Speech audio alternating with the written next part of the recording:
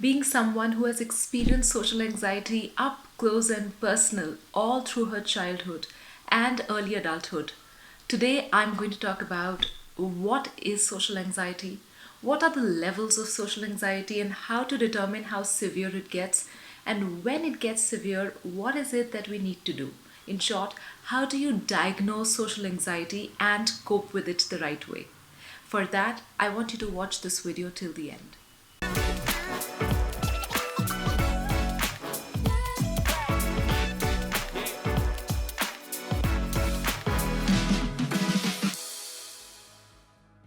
Hi, welcome to Shreya TV. My name is Shreya. I'm an image consultant, a mental wellness counselor, a corporate trainer, and a YouTuber.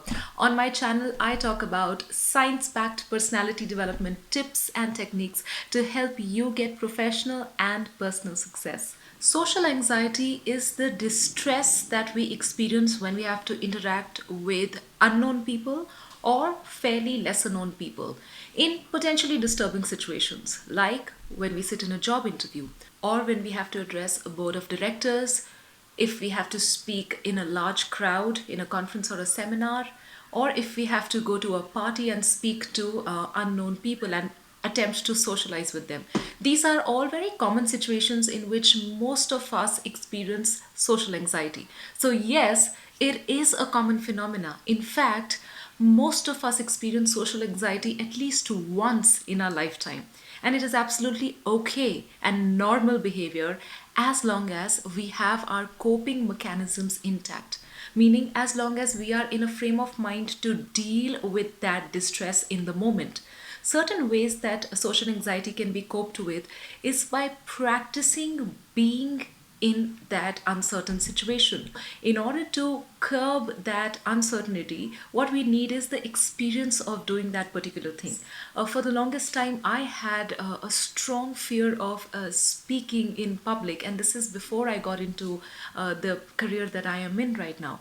So I had to force myself into situations where I had to speak in a crowd, even in personal occasions. When I had to meet people in a party, I just gave myself more and more opportunities to attend more parties so that I got less anxious while dealing with them. So repetition helps curb another form of repetition. The other way we can cope with social anxiety is by brushing up our social or interpersonal skills, either by taking up courses or by studying it informally by our own, or sometimes speaking to mentors or coaches or even friends and family. When we speak about our distress to some people, there are times when they give us a certain kind of guidance that immediately clicks. However, despite our strongest attempts to cope with social anxiety, some of us experience persistent social anxiety, which then becomes a social anxiety disorder, SAD.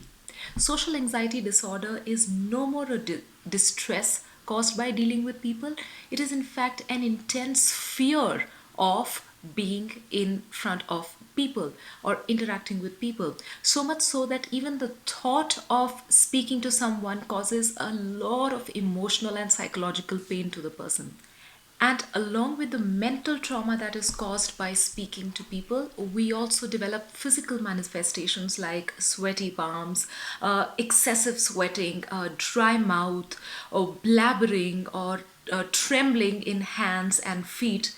And our skin sometimes becomes cold, our body temperature drops. These are some of the common physical symptoms of SAD. Sometimes people suffering with social anxiety disorder are absolutely aware of the irrationality associated with their fears, but their fear of rejection, embarrassment, and neglect far surpasses all other emotions that they experience, and then it becomes completely out of their control to deal with SAD.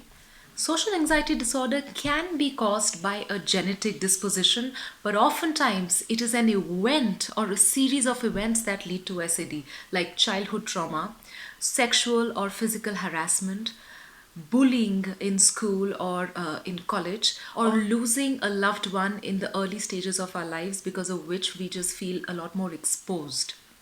But the good news is that just like normal social anxiety, even social anxiety disorder is 100% treatable, and sometimes even without medicines, just with therapy, but that does not mean medication is not essential.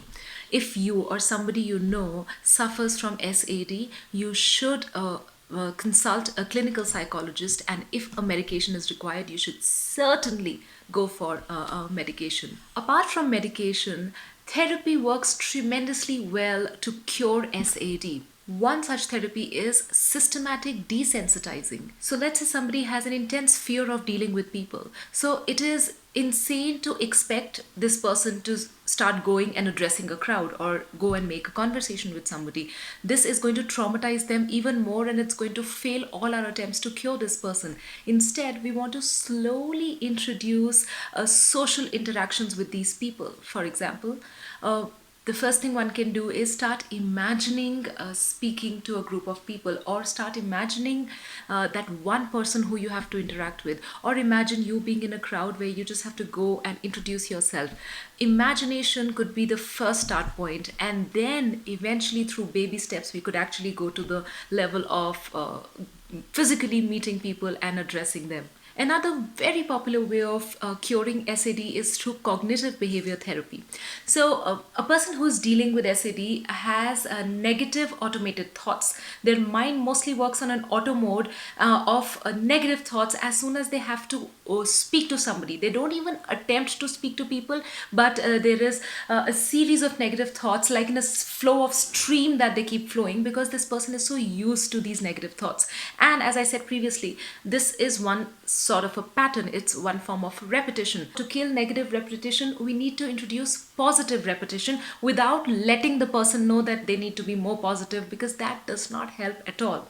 Instead, you have to introduce rational thoughts and rational behavior to this person, meaning you just help them figure out all the rational possibilities of, let's say, speaking in a crowd or socializing with a bunch of people.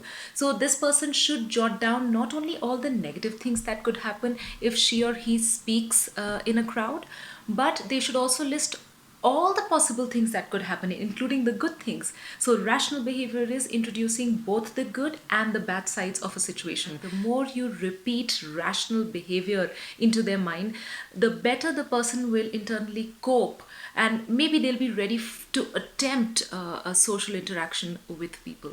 So, in short, social anxiety or social anxiety disorder are totally treatable, and sometimes through a non-medication route, just by therapy, just by either speaking to a coach, mentor, or a counselor, or a clinical psychologist. And do let me know in the comments, how did you find this video? And if you haven't subscribed to my channel, it is about time that you hit the subscribe button and the bell next to it, so that next time I upload a video, you receive a notification.